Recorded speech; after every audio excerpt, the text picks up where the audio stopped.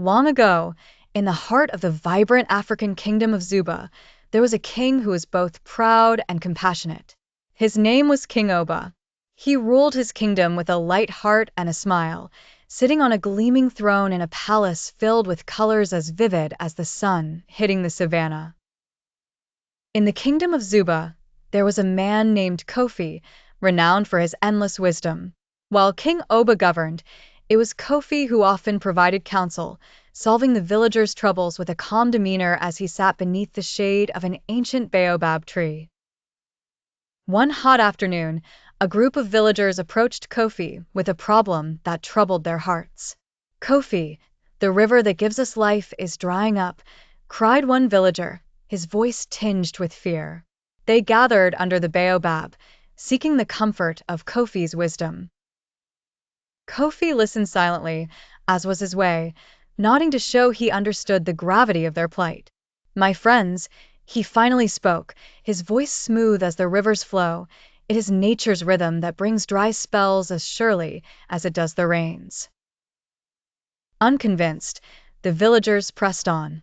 "What shall we do, wise Kofi? How will we ensure our crops do not wither and our children do not thirst?" Kofi leaned back against the sturdy trunk of the baobab, glancing upwards as if in conversation with the ancestors. He suggested a meeting at the palace with King Oba, where they could discuss solutions together. The very next day, the king's court was alive with discussions as King Oba and Kofi listened to their people's concerns. Ideas flowed like streams. The villagers proposed digging deeper wells, planting trees to retain water, and even seeking guidance from neighboring kingdoms. Through collaboration, a plan was forged that combined wisdom with action. The villagers left the palace with renewed hope, having realized that every shade of experience was needed to paint a future as bright as the kingdom they cherished.